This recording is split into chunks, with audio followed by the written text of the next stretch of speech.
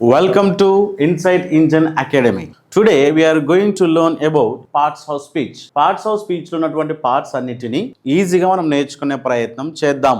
ఒక వ్యక్తి ఇంగ్లీష్లో స్పష్టంగా మాట్లాడగలగాలంటే అతడు ఏమాత్రం ఆలోచించకుండా అతడు ఎప్పుడైతే సెంటెన్స్ ఫామ్ చేయగలుగుతాడో అప్పుడు మాత్రమే ఇంగ్లీష్ మాట్లాడగలుగుతాడు. ఆ సెంటెన్స్ ఫామ్ చేయడానికి పార్ట్స్ ఆఫ్ స్పీచ్ కనుక స్పష్టంగా నేర్చుకున్నట్లయితే సెంటెన్స్ మనం ఈజీగా ఫామ్ చేయగలుగుతాం. For example, he went to school. He went to school అనేది ఒక సెంటెన్స్. ఇందులో కనుక మనం చూసినట్లయితే హీ అనేది ఒక పదం, వెంట్ అనేది ఒక వర్డ్, టు అనేది ఒక వర్డ్, స్కూల్ అనేది ఇంకొక వర్డ్. దీన్ని మనం పార్ట్స్ ఆఫ్ స్పీచ్ స్టైల్లో కనుక చూసినట్లయితే హీని మనం ప్రొనౌన్ అంటాము, vent is a verb, to is a preposition, school is a noun. ఇందులో 4 పార్ట్స్ ఆఫ్ స్పీచ్ ని మనము ఒక దగ్గరికి తీసుకుని రావడం వలన ఒక సెంటెన్స్ అనేది ఫామ్ అయింది. అంటే ఏ సెంటెన్స్ లోనైనా ఈ యొక్క 8 పార్ట్స్ ని మనం ఎప్పుడైతే కలుపుతామో అప్పుడు మాత్రమే మనం ఒక సెంటెన్స్ ని ఫామ్ చేయగలుగుతాం. దీంతో పాటు ఆర్టికల్, దీని గురించి కూడా మనం తెలుసుకునే ప్రయత్నం చేద్దాం. ఈ 8 వచ్చేసి పార్ట్స్ ఆఫ్ స్పీచ్. ఈ ఆర్టికల్ ను కూడా 9th పార్ట్స్ ఆఫ్ స్పీచ్ గా పిలుచుకుంటాం. వీటి గురించి మనం డిస్కస్ చేస్తున్న సమయంలో ఈ ఆర్టికల్ గురించి కూడా మనం తెలుసుకునే ప్రయత్నం చేద్దాం. హీ వెంట్ టు స్కూల్ అనేది ఒక సెంటెన్స్ అయినప్పుడు ఇందులో మనకు 4 kinds of parts of speech కనబడుతున్నాయి. అదే విధంగా ఈ పార్ట్స్ ఆఫ్ స్పీచ్ ని మనము ఎందుకు నేర్చుకోవాలి? పార్ట్స్ ఆఫ్ స్పీచ్ నేర్చుకోకుండా ఇంగ్లీష్ మాట్లాడొచ్చు కదా అనుమానం లేదా అనే డౌట్స్ చాలా మందిలో ఉంటుంది. వారి కొరకు నేను ఒక చిన్న ఎగ్జాంపుల్ చెప్తాను, జాగ్రత్తగా వినండి. ఫర్ ఎగ్జాంపుల్, ఒక హ్యూమన్ బాడీలో ఎన్ని పార్ట్స్ ఉంటాయి? హెడ్ ఉంటుంది, ఐస్ ఉంటాయి, నోస్, లిప్స్, తర్వాత years, hairs, hands, legs, stomach. ఇప్పుడు ఈ హ్యూమన్ బాడీలో ఉన్నటువంటి పార్ట్స్ అన్నిటిని ఉపయోగించి నేను ఒక మనిషి బొమ్మని గీయబోతున్నాను. జాగ్రత్తగా చూడండి. Head, hairs, ice, hands, stomach, legs, తర్వాత నోస్, లిప్స్. ఒక హ్యూమన్ బాడీకి కావాల్సినటువంటి పార్ట్స్ అన్నీ ఉన్నాయి. హెడ్ ఉంది, ఐస్ ఉన్నాయి, హ్యాండ్స్ ఉన్నాయి, లెగ్స్ ఉన్నాయి, స్టమక్ ఉంది, నోస్ ఉంది, హెయిర్స్ ఉన్నాయి. కానీ ఇది చూడ్డానికి మనిషి బొమ్మ లెక్క కనబడట్లేదు. కావాల్సిన పార్ట్స్ అన్నీ మనకు తెలుసు, కానీ వాటిని మనం సరైనటువంటి ప్లేస్లో ప్లేస్ చేయనందున హ్యూమన్ బాడీకి కావాల్సిన పార్ట్స్ అన్ని ఇక్కడ ఉన్నప్పటికీ అది ఒక మనిషి బొమ్మ లెక్క మనకు కనబడట్లేదు. అదే ఇప్పుడు చూద్దాం. Head, eyes, nose, lips, stomach, hands, hairs, ears. అంటే మరీ అందంగా కాకపోయినా కనీసం చూడడానికి ఒక మనిషి బొమ్మ లెక్క మనకు కనబడుతుంది. అంటే మనం పార్ట్స్ని, ఒక హ్యూమన్ బాడీ యొక్క పార్ట్స్ని ఎక్కడైతే ప్లేస్ చేయాలో అక్కడ ప్లేస్ చేసినప్పుడు చూడడానికి మనిషి బొమ్మలాగా ఎలా కనబడిందో అదేవిధంగా ఈ స్పీచ్ అనే ఒక సెంటెన్స్లో ఉండేటువంటి పార్ట్స్ని మనము తెలుసుకొని వాటిని ఏ ప్లేస్లో అయితే ప్లేస్ చేయాలో అక్కడ ఎప్పుడైతే ప్లేస్ చేస్తామో అప్పుడు మాత్రమే మనం మాట్లాడే భాష కూడా అందంగా కనబడుతుంది. అప్పుడే మనం మాట్లాడే లాంగ్వేజ్ అనేది ఇతరులు దాన్ని సెన్స్ చేయగలుగుతారు, దాన్ని అర్థం చేసుకునే ప్రయత్నం చేయగలుగుతారు. అందుకే grammar gives glamour to your language. ఎప్పుడైతే మనం గ్రామర్ నేర్చుకుంటామో అప్పుడు మనం మాట్లాడే భాషకు ఈ గ్రామర్ అనేది గ్లామర్ని ఇస్తుంది, అందంగా మన భాష అనేది కనబడుతూ ఉంటుంది. ఇప్పుడు ఈ యొక్క పార్ట్స్ ఆఫ్ స్పీచ్ లో ఉన్నటువంటి 8 పార్ట్స్ గురించి మనం నేర్చుకునే ప్రయత్నం చేద్దాము. ఆర్టికల్ గురించి, ఆర్టికల్ యొక్క టాపిక్ లో మనము నేర్చుకుందాం. Noun is a naming word. ఇప్పుడు ఇక్కడ ఉన్నటువంటి యొక్క పార్ట్స్ ఆఫ్ స్పీచ్ యొక్క డెఫినేషన్స్, ఎగ్జాంపుల్స్ కేవలం ఒక థియరిటికల్ గా మాత్రమే కాకుండా వాటిని డైలీ లైఫ్ లో మనం ఎలా ఉపయోగించాలి, డైలీ లైఫ్ లో ఈజీగా మనం ఎలా గుర్తుంచుకోవాలి అనే ఒక మంచి ఎగ్జాంపుల్ తో నేను మీకు వివరించే ప్రయత్నం చేస్తాను. Noun is a naming word. Noun is a naming word అంటే సింపుల్ గా నౌన్ అంటే మీ పేరు, ఇట్ ఈజ్ యువర్ నేమ్. ఇక్కడ మీ పేరు రాసుకుందాం, ఏదైనా ఒక పేరు రాయండి, అక్కడ మీ పేరు రాద్దాం, Raju. Noun is a naming word. అదొక వస్తువు పేరు కావచ్చు, లేదా ఒక స్థలం పేరు కావచ్చు, లేదంటే ఏదైనా వ్యక్తి పేరు కావచ్చు. ఇలా దాన్ని మనం నౌన్ అని పిలుచుకుంటూ ఉంటాము. Living and non living things names ని మనం నౌన్ అంటాం. సో ఇక్కడ మీ పేరు రాయండి, అది ఏదైనా పర్లే. ఇక్కడ నేను రాజు అని రాశాను. ప్రనౌన్ అంటే used instead of noun. Used instead of noun, పేరుకు బదులుగా వాడేదాన్ని ప్రనౌన్ అని అంటాము. పేరుకు బదులుగా అంటే మీ పేరుకు బదులుగా వాడేదాన్ని ప్రనౌన్ అంటాం. ఉదాహరణకి మీలో చాలా మందికి నిక్ నేమ్స్ ఉంటాయి. మీ పేరెంట్స్ ప్రతిరోజు మిమ్మల్ని పేరు పెట్టి పిలవలేక, మీ ఫ్రెండ్స్ పేరు పెట్టి పిలవలేక మీకు కొన్ని నిక్ నేమ్స్ పెడుతూ ఉంటారు. ఈ ప్లేస్ లో మీ నిక్ నేమ్ రాసుకోండి. నేను ఇక్కడ చిన్ను అని రాస్తున్నాను. చింటువో, హనీయో, బంగారమో ఏదో ఒకటి ఉంటుందిగా మీకు. ఆ పేరు ఇక్కడ రాసుకోండి. Raju is your name, Chinnu is your pronoun, that is your nickname, అంటే పేరుకు బదులుగా వాడేదాన్ని. ఇప్పుడు నీ పేరు తెలిసింది, నీ నిక్ నేమ్ తెలిసింది. యాక్చువల్గా ప్రనౌన్ అంటే he, she, it, I, they, you, we.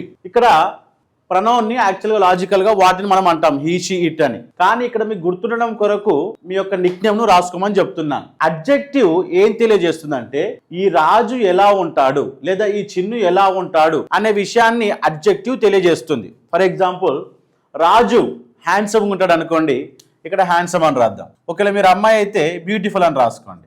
Adjective describes or modifies noun or pronoun.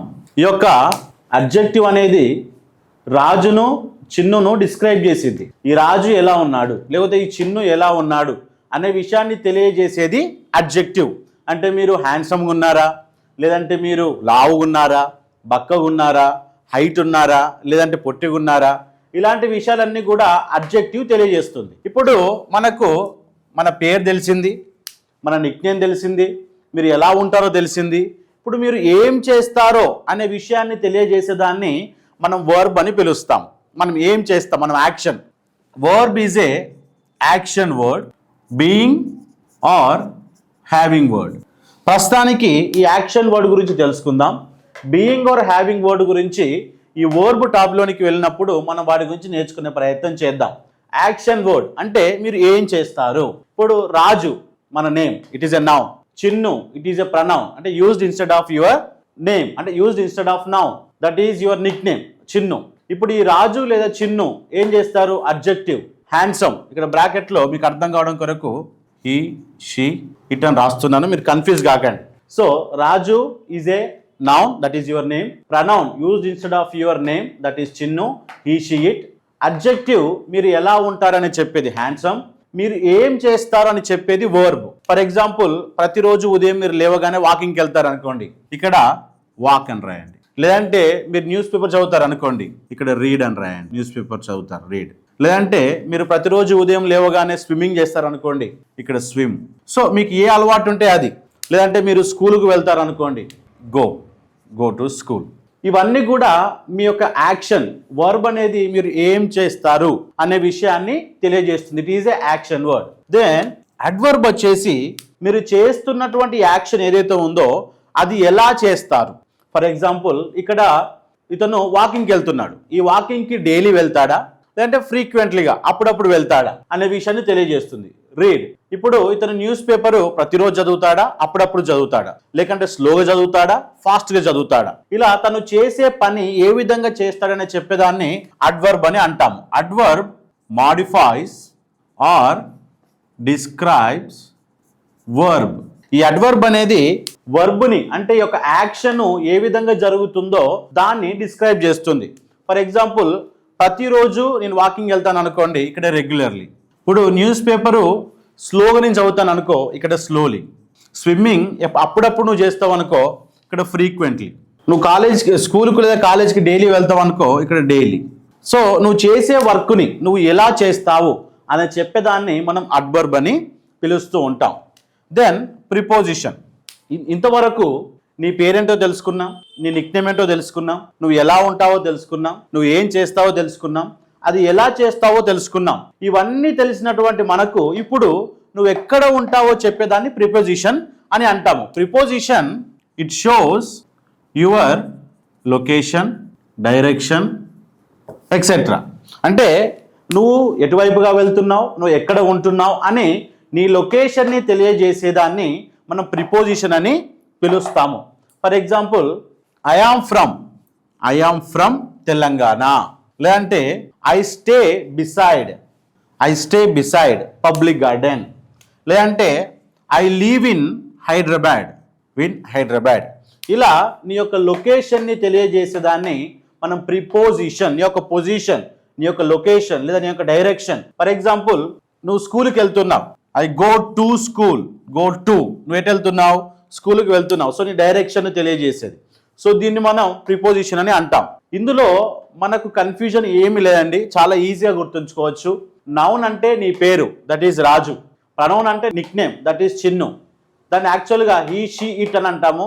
అంటే పేరుకు బదులుగా మనం he she it I they we యులను వాడతాం. దాన్ని మనం గుర్తుంచుకోవడానికి నిక్ నేమ్ చిన్ను అనే దాంతో మనం గుర్తుంచుకుందాం. తర్వాత అడ్జెక్టివ్, నువ్వు ఎలా ఉంటావు, ఈ యొక్క నౌన్ని ప్రనౌన్ డిస్క్రైబ్ చేసేదాన్ని మనం అడ్జెక్టివ్ అని పిలుస్తున్నాం.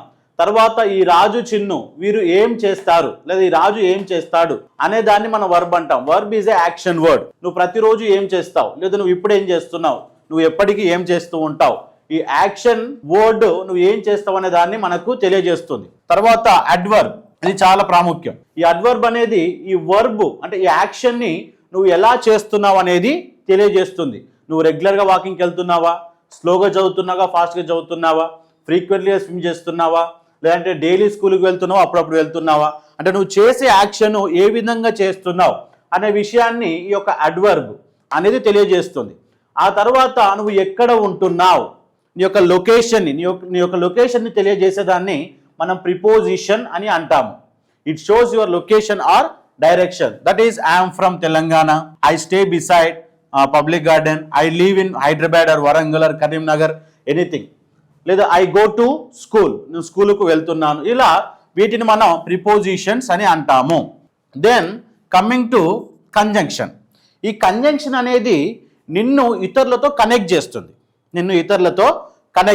ఫర్ ఎగ్జాంపుల్, రాజు ఒక వ్యక్తితో కలిసి పార్కుకి వెళ్ళాడు.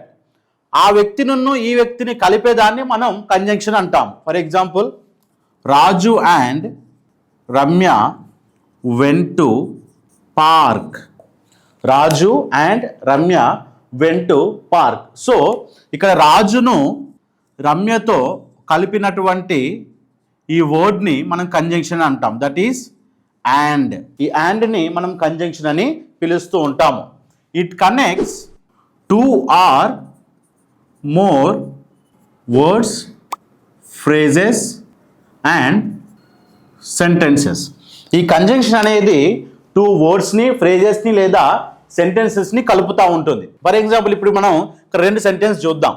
రాజు got married as soon as he finished he studies. ఇక్కడ మనకు టూ సెంటెన్స్ కనబడుతున్నాయి.